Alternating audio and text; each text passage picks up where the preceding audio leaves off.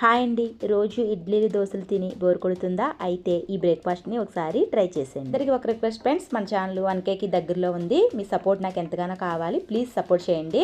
మీకోసం ముందుగా ఒక కప్పు అటుకులను తీసుకుని జల్లుల్లో వేసి వీలైనంతగా శుభ్రంగా కడుక్కోవాలండి. కడుక్కున్న అటుకుల్ని జల్లుల్లోనే అలాగే ఉంచేసుకోవాలి. ఇప్పుడు స్టవ్ మీద కడాయి పెట్టుకుని ఒక 2 టేబుల్ స్పూన్ దాకా ఆయిల్ వేసుకోండి.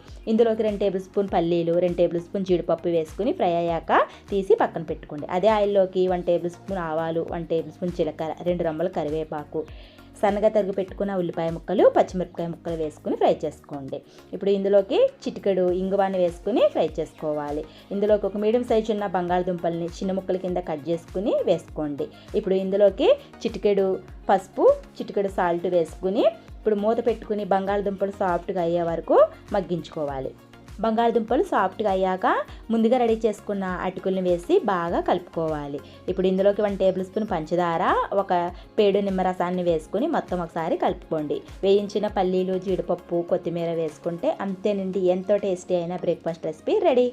ఓకే ఫ్రెండ్స్, టేస్టీ అయిన బ్రేక్ఫాస్ట్ రెసిపీ మీకు నచ్చిందా? అయితే ఈ వీడియోని షేర్ చేయండి, లైక్ చేయండి, సబ్స్క్రైబ్ చేసుకోండి.